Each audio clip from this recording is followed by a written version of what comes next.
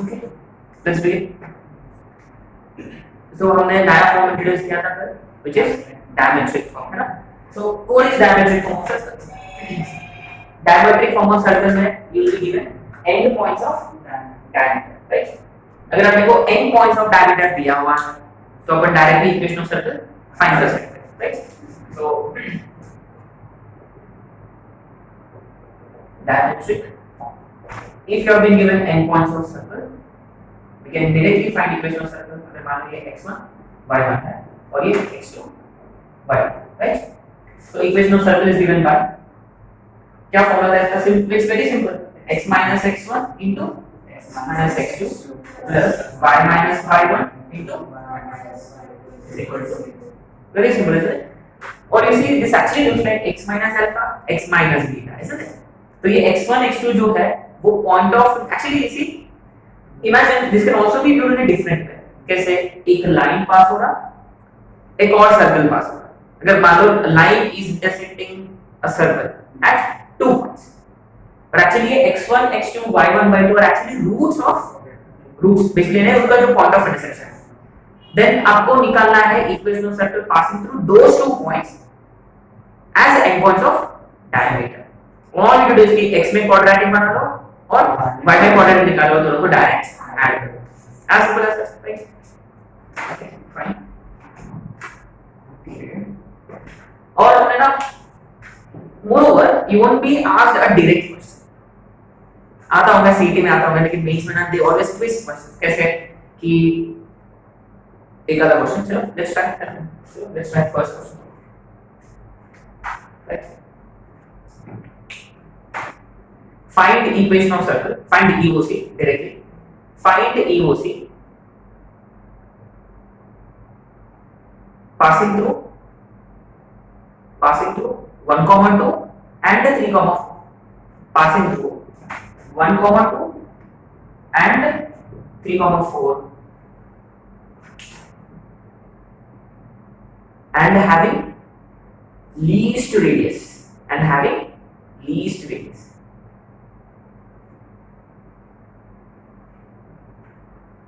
और ये दूसरा वे में भी सेट किया जा सकता है. In what way we could have set this question? कि find equation of smallest circle passing through 2 points. Now let's recall. इसका all भी variations है. Find equation of circle with least area, least diameter, least circumference, least radius, right? Smallest circle. इन सब का मतलब एक ही होता है. Remember, in all such cases, the circle of course is passing through these 2 points, but actually वो smallest circle तब होगा when these 2 points are endpoints of diameter. Exactly. That means all you do is कि ये आपका x1 है और ये y1 है और ये आपका x2 है और y2 है. I mean, how does you know इसका figure कैसे दिखेगा? Imagine ये 2 points है ना? देखो ये एक circle हो सकता है, right? ये भी एक circle हो सकता है, right? लेकिन इसमें एक ऐसा circle होगा, ये होगा, ये सबसे छोटा सर्कल होता है ना, which is actually in such a way that ये जो given points है, these are end points of the circle. In this particular case, यानी ये जो सर्कल होगा उसी का रेडियस वगैरह सब कुछ स्मॉलेस्ट होता है. इजी है, है ना? I mean this is an easy question. We just need to understand, है ना? Okay. Let's check some more questions.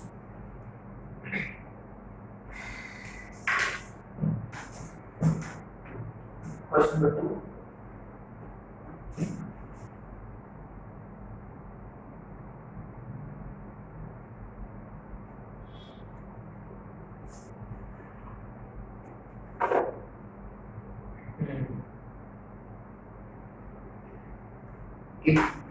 बहुत अच्छा क्वेश्चन है.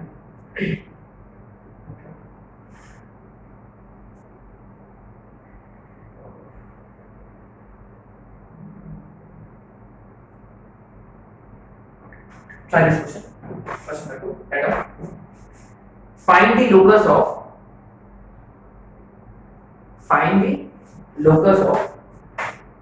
the image. Find the locus of the image of the point. Find the locus of image of the point 2, 3, 2,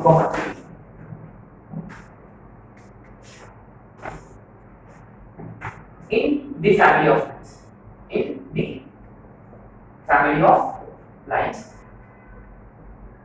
2x minus py plus 4 plus lambda times x minus 2y plus 3 is equal to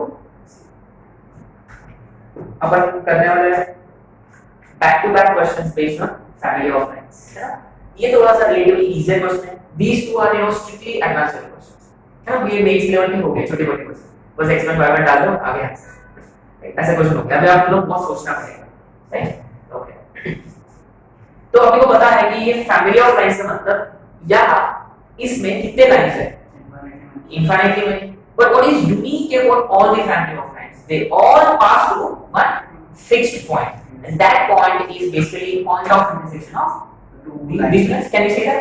अगर मान लो the two given lines are same, these are the two given lines same, these are the two given lines, let this be L1 say, ये L1 है मान लो और ये L2 है, ठीक है। इनका point of intersection क्या होगा, can you guess? ये इसको 2 से मल्टीप्लाई किया है ना, 2x minus 4y plus 6 is equal to 0, और ये है 2x minus 3y plus 4 is equal to 0, दोनों को सबट्रैक्ट किया, कैंसिल, ये प्लस होगा, माइनस y बचेगा, ये माइनस है प्लस 2, यानी y is equal to 2, y is equal to 2 डाल दिया हम, 2x minus 6 1 है ना। तो बेसिकली हमने क्या किया यहाँ कि आपको पता है कि ये फैमिली ऑफ लाइंस है, और फैमिली ऑफ लाइंस का इक्वेशन क्या होता है कि L1 plus lambda times L2 is equal to 0, और इसमें इनफिनिटली मेनी लाइंस होता है, और यूनिक चीज ये होता है कि हर एक line a fixed point, and that is basically इन दोनों का पॉइंट ऑफ इंटरसेक्शन, और वो इंटरसेक्शन वाला पॉइंट फाइंड करना है व्हिच इज 1, 2। ऐसे कितने लाइंस है बेसिकली, इनफिनिटली मेनी लाइंस है ना। मान लो एक आधा लाइन ऐसा हो सकता है, एक आधा लाइन ऐसा हो सकता है, एक आधा लाइन ऐसा हो सकता है, so many lines, right. Now ठीक है, फाइन, ये हो गया पूरा कहानी फैमिली ऑफ लाइंस का। बट करना क्या है अपने को कि अपने को लोकस निकालना है। अच्छा, लोकस मतलब मूविंग पॉइंट, वो तो मूव हो रहा है कैसे, अच्छा किसका, अच्छा locus of image of what point, चलो मान लो अपन 2,3 लेते समझाएंगे, से 2,3 भी समझाएंगे से, है ना। let's understand, so let's consider, तो आपने को इसका इमेज का लोकस फाइंड करना है। अच्छा, तो अब देखो in the family of lines, इसका मतलब each and every line of the family of lines are acting as mirror, सही है पक्का। अच्छा, यू नो जिस दिन ये लाइन में इसका इमेज फाइंड करना होगा, वो कहां ले जाएगा, इसके नीचे समवेयर है पक्का। अच्छा, नाउ यू नो इंटरेस्टिंग बात ये है कि कैन वी से दैट ये जो लाइन है, अगर मान लो इनको मैंने ड्रॉ किया, तो मान लो ये पॉइंट गिवन पॉइंट भी है और ये इसका इमेज है ना, तो मैंने इसको ज्वाइन कर दिया, तो ना कैन आई से दैट ये दोनों इक्वल है और ये परपेंडिकुलर है। यानी इसका मतलब क्या होता है कि ये जो लाइन ऑफ मिरर जो है वो पॉइंट और इमेज का परपेंडिकुलर बाइसेक्टर होता है, और परपेंडिकुलर बाइसेक्टर होते हुए मोस्ट इंपोर्टेंट फंडा ये होता है कि any point on the perpendicular bisector is equidistant from point at the image पक्का। क्यों, अब ये लोकस वर्क क्या होता है ना, अगेन यू सी अगर एक लाइन सेगमेंट दिया हुआ है, if you have been given a line segment, if you find their perpendicular bisector, every point on the perpendicular bisector is equidistant from the two given points, है ना। we know this, इसका मतलब ये होता है कि अगर मान लो ये वाला पॉइंट मान लो Q है, उनका पॉइंट है जैसे, यानी PQ का जितना भी डिस्टेंस होगा उतना ही डिस्टेंस P' को। अच्छा, अगर मान लो तो आज के दिन देखो ये वाला लाइन मिरर जैसा एक्ट कर रहा था, ठीक है। कल के दिन अगर मान लो ये वाला, ठीक चलो ये वाला है ना, अगर ये वाला लाइन मिरर जैसा एक्ट कर रहा है, इसका मतलब इसका इमेज कहां लाइक करेगा, समवेयर हियर प्रोबेबली। इसको मैंने ले लिया P', फिर से वही फंडा, इनको ज्वाइन कर लिया, फिर से वही फंडा, परपेंडिकुलर बाइसेक्टर है। फिर से वही फंडा, यानी कि पी क्यू का जितना भी डिस्टेंस होगा आगे Q something is interesting here. What is interesting here? अब देखो, यानी p dash एक इमेज था, उसका distance from q is actually same as pq is actually also same as p double dash q. But it doesn't matter which line you consider from the family of lines, it will always be equidistant from q.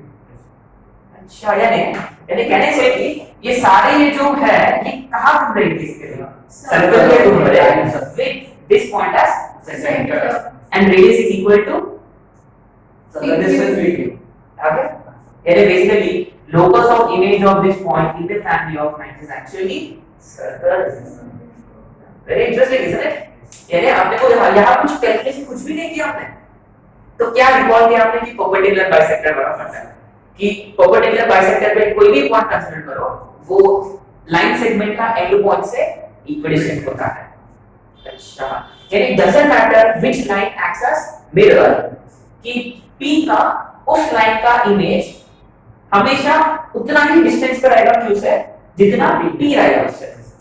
That means every point, sorry, every image of P is equidistant from Q and that equal distance is PQ. That means basically P का image जो है उसका locus है circle. अब देखो अगर मुझे equation of circle निकालना है तो मुझे क्या पता होना चाहिए, रेडियस और सेंटर। सेंटर तो है मेरे पास ऑलरेडी, सो x - 1 का होल स्क्वायर प्लस y - 2 का whole square is equal to r square. बस अपने को क्या फाइंड करना, रेडियस डिस्टेंस से आपको r लेना है। अब देखो कितना होगा distance, easy pq x2 - x, अच्छा 2 - 1 1 3 - 2 which is also 1 का square is 1, which is basically and basically ये बहुत इंटरेस्टिंग। एक्चुअली 2015 मेंस में पूछा गया था, है ना। एक्चुअली इसका पहले भी इसका एक सिमिलर क्वेश्चन आया था एडवांस में, right. Okay so you know if you ask me, this is a very tricky question and you know many students probably couldn't have solved this. It's very difficult to solve this question unless you get this idea कि अच्छा ये you know हमेशा equidistant होता है image, बड़ी ऐसा कुछ।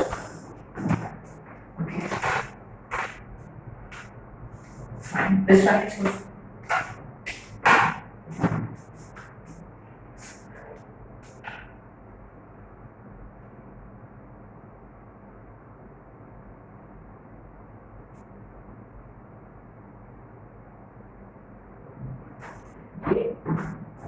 अच्छे क्वेश्चन का अपन करने वाले है ना, ये एडवांस क्वेश्चन है, strictly write down. Find the locus of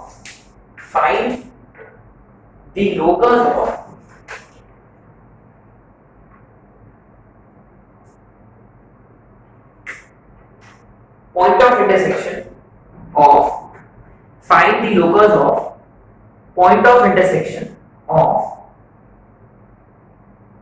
family of lines, pair of family of lines, right? Sorry, pair of family of lines, x plus 2y plus lambda times x minus 2y is equal to 0,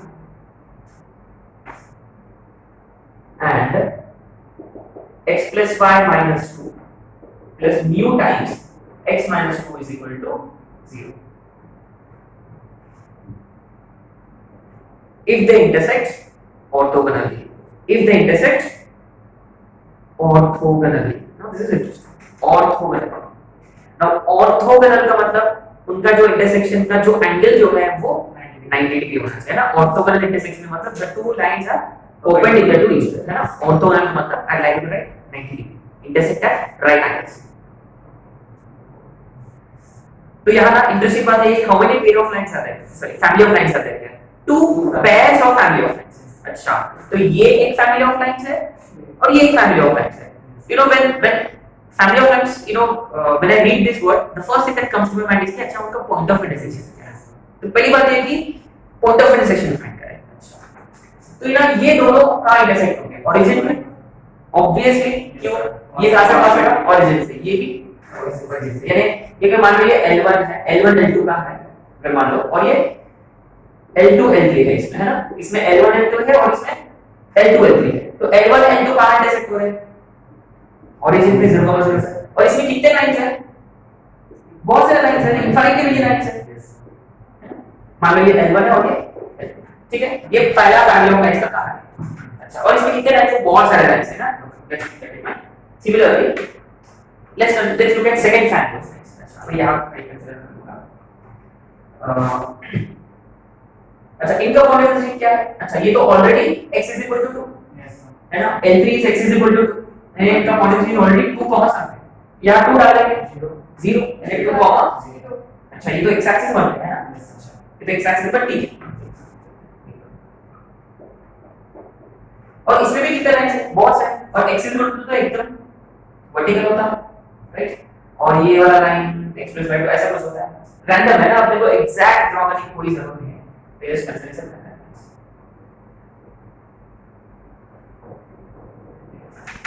अच्छा, तो basically what is asking students कि अपने को locus निकालना है, उसका मतलब आगे that point is moving point, तो कैसे मूव हो रहा, कहां मूव हो रहा, बिलो, लेकिन अच्छा यहां कितने लाइंस है, इनफिनिटी, यहां कितने लाइंस है, इनफिनिटी मेनी फैमिली लाइंस में, लेकिन he is asking us to find उनका पॉइंट ऑफ इंटरसेक्शन का लोकस, लेकिन हर एक लाइन का पॉइंट ऑफ इंटरसेक्शन नहीं, जो लाइंस का कैसे इंटरसेक्ट हो रहे हैं, परपेंडिकुलर पे इंटरसेक्ट हो रहे हैं। अच्छा, यानी अगर मान लो यहां से मैंने एक लाइन ऐसा खींच किया, मान लो से ऐसे मैंने एक ऐसा लाइन ले लिया, है ना, और जरूर ना यहाँ एक लाइन होगा जरूर जो इससे पक्का, अच्छा इनके बीच का एंगल 90, अच्छा ये एक पॉइंट है, और ऐसे पॉइंट्स का अपने को लोकस निकालना है। आगे क्वेश्चन समझ में आ गया, यानी इस फैमिली ऑफ लाइंस और इस फैमिली ऑफ लाइंस में कुछ लाइंस ऐसे होंगे they are perpendicular to each other, अच्छा, और उन पॉइंट्स का अपने को लोकस निकालना है। अच्छा, you know the figure I drew is more than sufficient to find equation of circle, let's understand, ये कितना है 90, इस लोकस में एक और पॉइंट अगर कंसीडर किया, वो वाला एंगल भी कितना होना चाहिए 90 डिग्री। अच्छा, तो ये दो पॉइंट्स कितना एंगल सब्ट्रैक्ट कर रहे हैं उस पॉइंट पे 90। अच्छा, तो फिर वेरी गुड, ये सेमी सर्कल बना था, आ गया, यानी indirectly the locus of all the points is actually again a circle with these two points as endpoints of diameter। very good, आ गया, देखो एक और लाइन अगर मैंने ड्रॉ कर लिया यहां से, मान लो एक लाइन अगर मान लो ऐसा कर दिया, तो इससे दिस अदर सिस्टम, तो जरूर यहां एक लाइन होगा, है ना, definitely there is going to be one line from this family of lines, isn't it, since such a way that they are also perpendicular, ऐसे कितने पॉइंट्स अपन फाइंड कर सकते हैं, ये भी इनफिनिटी में नहीं है, बट यहां इंपॉर्टेंट पॉइंट ये है कि इमेजिन अगर if two points are subtending 90 degree at points, उसका मतलब this has to be a semicircle। in fact we have discussed this yesterday, है ना, तो इनका ये लोकस जो भी होगा एक ऐसा होगा, isn't it, ऐसा होगा लोकस, and basically ये जो है this is nothing but diameter, तो इसका सेंटर है अपने पास, नहीं एक्चुअली सब करने की कोई जरूरत नहीं है, all you need to do is x1 minus x1 plus sorry x minus x1 x minus x2 y minus y1 उसमें डाल दो, आ गया, पक्का हो जाएगा ना, इक्वेशन तो फाइंड कर लोगे पक्का। so basically इस क्वेश्चन का आंसर क्या था, so the locus of point of intersection of the perpendicular lines is actually circle, and that circle उस particular circle का end points of diameter है 0,0 2, अगर n पॉइंट्स ऑफ डायमीटर पता है, इक्वेशन ऑफ सर्कल फाइंड करना है, बहुत easily है, कोई डक्कर भी कर लेगा। ओके फाइन, राइट, बहुत अच्छा क्वेश्चन है, नाइस क्वेश्चन, ये होता है एडवांस क्वेश्चन में। इसमें टेल मी क्या कैलकुलेशन था इसमें, बस हमने कितना फाइंड करना था, पॉइंट ऑफ इंटरसेक्शन फाइंड करना था, बट ये समझना चाहिए, exactly we need to understand इसमें क्या पूछना हुआ actually, what is asking actually. देखो ये कहानी फैमिली ऑफ लाइंस का है ना, वो फैमिली का कहानी था लाइंस का, और बीच में कौन आ गया, सर्कल, सेमी सर्कल आ गया, और ये 90 डिग्री सेमी सर्कल वाला 12th में थोड़ी ना पढ़े हमने, और ये कब पढ़े हमने 9th में पढ़े, 9th में Okay. Next questions are also very interesting. So more or less we can see the time is moving over. लेकिन हमने बोला 2-3 पॉइंट्स कवर करना था जो हमने पहले क्लासेस में कवर नहीं किया है. We will talk about square and equilaterals. Now remember there are two important circles we always talk about. एक तो obviously जो ऊपर से ड्रॉ किया जाता है वो सर्कल होता है और जो अंदर से टच होते हुए अपन ड्रॉ करते हैं इन सर्कल. तो ना इंटरेस्टिंग वाली बात ये है फॉर अ रेगुलर पॉलीगॉन माने जिनका सारे साइड्स इक्वल सारे एंगल्स भी इक्वल है यानी अ रेगुलर ट्रायंगल क्या होता है equilateral triangle. A regular quadrilateral क्या होता है स्क्वायर. अ रेगुलर पेंटागन है उसके बारे में अपन बात नहीं करेंगे. अपन कर लिया ऑलरेडी है ना कब अपन सॉल्यूशंस ऑफ ट्रायंगल्स वर्क किया कैपिटल आर स्मॉल आर उनके रेशियो है ना r/2 वाला जो फॉर्मूला था ऐसे ऐसे ऐसे ड्रॉ कर लिया था हमने है ना. भूल गया हो गया ना मैं भी भूल गया. ओके एनीवे अच्छा ठीक है तो पहले अपन बात करेंगे स्क्वायर के बारे में है ना. ये होगा अपना question number 4. Write down find equation of circumcircle and incircle. Find the equation of circumcircle and incircle of quadrilateral. Of a quadrilateral formed by the lines x is equal to 2, x is equal to 6. y is equal to 2, y is equal to 6. Actually इस question का दूसरा variation भी है ना वो भी discuss करेंगे. बहुत ऑसम क्वेश्चन होगा. एनीवे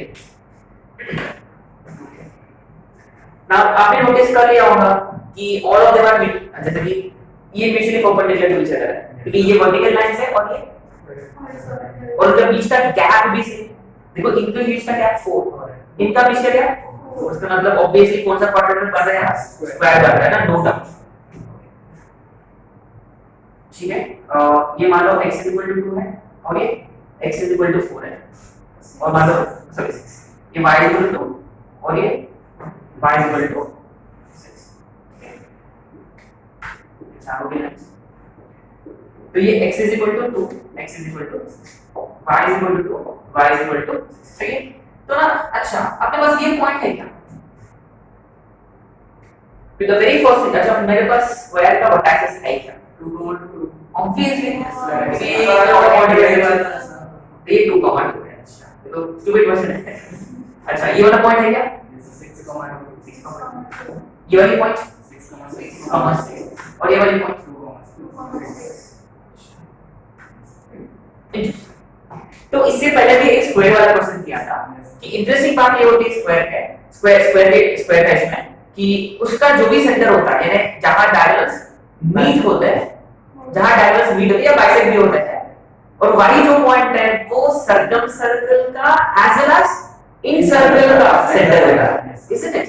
क्योंकि let's understand again recall करें कि इक्विलैटरल ट्रायंगल पढ़ते वक्त हमने ये पढ़े कि कोई भी regular polygon rather equilateral triangle में median is same as altitude is same as angular bisector is again same as perpendicular bisector.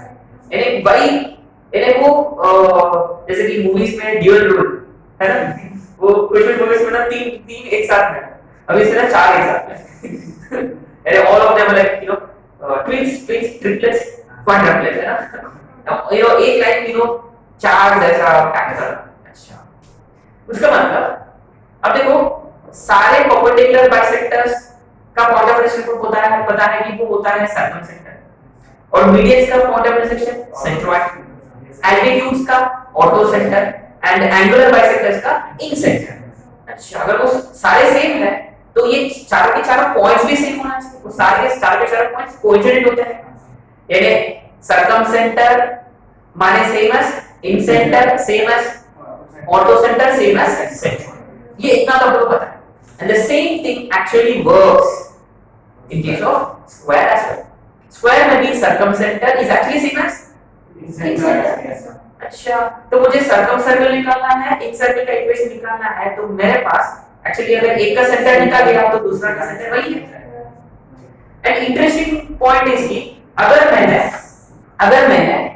मैंने एक ऐसा सर्कल ड्रॉ कर लिया इन चारों पॉइंट्स के पास होते हुए, तो मुझे ऐसा लग रहा कि इनका जो डायगोनल्स है that diameters of the circle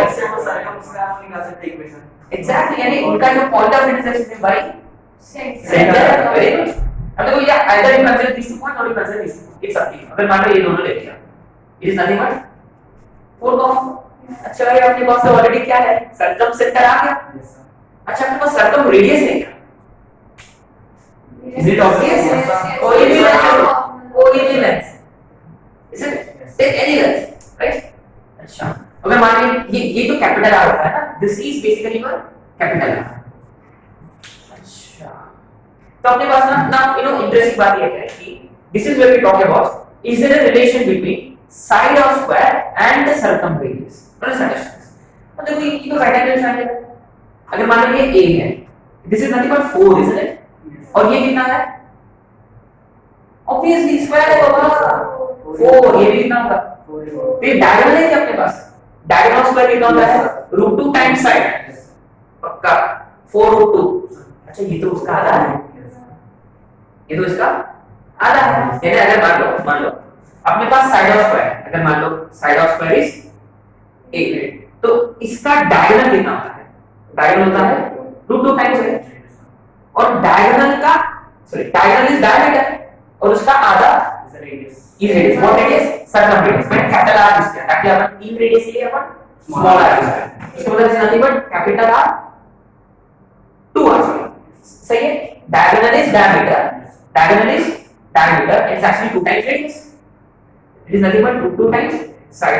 यानी इनडायरेक्टली अगर आपको कैपिटल आर फाइंड करना है तो a/√2 और स्मॉल a फाइंड करना है कैपिटल आर इनटू, यानी इनके बीच में रिलेशन ये है कि capital R is small r upon √2।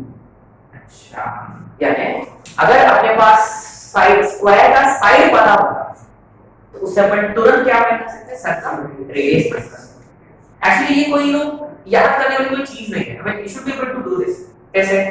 ऐसे बस डायगोनल इटसेल्फ इज डायमीटर। तो बस ये एक चीज अगर आपको याद रहेगा तो हो गया, ये तो आपको डिराइव कर सकते हैं, तो सब लोग जानते हैं। अच्छा तो ये तो 4 यूनिट्स था, this was 4 units, that means capital is nothing but 4/√2, या उसको मॉडिफाई भी कर सकते हो आप 4/√2 यानी 2√2 होगा। सही है? 2√2 होगा।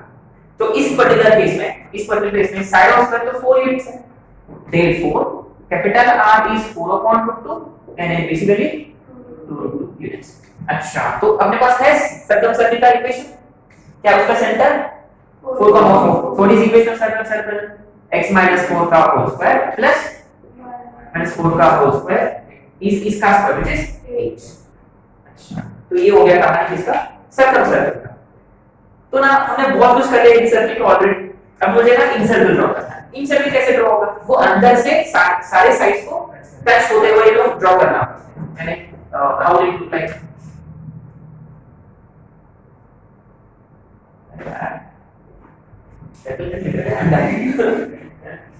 ओके सो एनीवे अच्छा इसका तो सेंटर ऑलरेडी है। अच्छा बस अपने को क्या फाइंड करना है? रेडियस।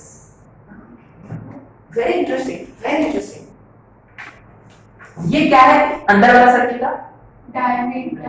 और उस स्क्वायर का क्या है? साइड। अच्छा इसका मतलब क्या है?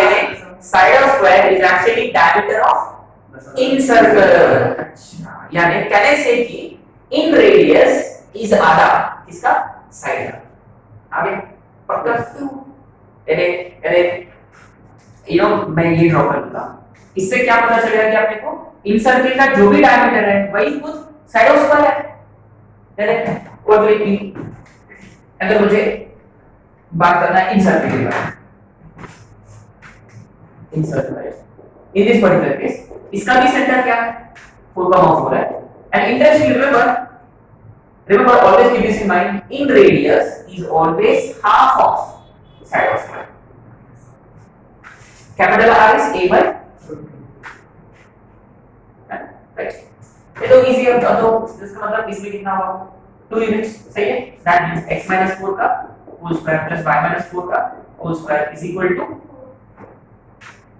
अच्छा, ये क्वेश्चन ऐसे भी हो सकता था, फाइंड रेशियो ऑफ ऐसे भी हो सकता था, find ratio of circumradius and radius.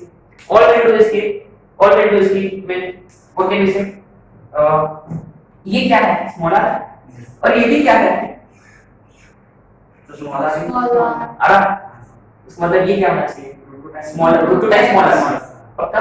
यानी अ वेरी इंपॉर्टेंट रिलेशन कि कैपिटल R इज ऑलवेज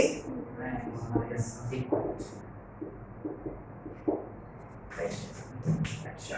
तो हमने ये डिस्कस किया कि एक स्क्वायर अगर आपको पता होता, स्क्वायर मान लो स्क्वायर के चारों वर्टेक्सेस है, चारों वर्टेक्सेस को भी कोई जरूरत नहीं है, बस अपने को ना कोई दो ऑपोजिट वर्टेक्सेस की जरूरत है, उससे अपन क्या फाइंड कर सकते हैं सेंटर। और अपने पास अगर आपके पास दो ऑपोजिट वर्टेक्सेस हैं ज्योमेट्रिक फॉर्म अरे हां एक्चुअली अगर अपने को सर्कल हां yes actually we will discuss that. So अगर अपने को इक्वेशन ऑफ सर्कल निकालना होता तो we could simply apply diametric form because actually these are equals of diameter. Yes अगर अपने को ना ये वाला सर्कल फाइंड करना होता तो ये मिल जाएगा। ये क्या है बेसिकली इन दोनों का, और ये क्या है इन दोनों का मिड पॉइंट। ये आवाज डिस्कस करना है इसके बाद, right. Interest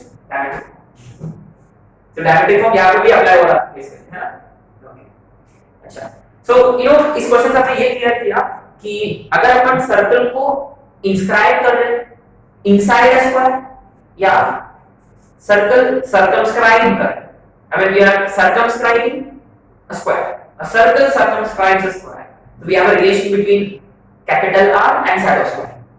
If we are inscribing a circle inside a square, again we have a relation between small r and side of square.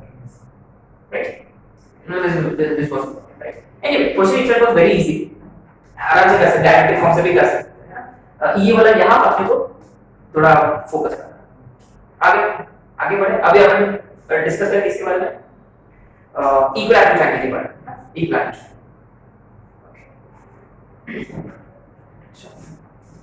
Equilateral triangle एक रेगुलर पॉलीगॉन है which is regular triangle. So अगर उसका incentre दिया है, मान लो you have been given incentre of equilateral triangle. अच्छा, y को सर्कम सेंटर भी होगा, क्योंकि equilateral triangle again circum center, in center, ortho center, centroid are one and the same. Point number 1. यानी अगर मान लो imagine you have all the three vertices of equilateral triangle.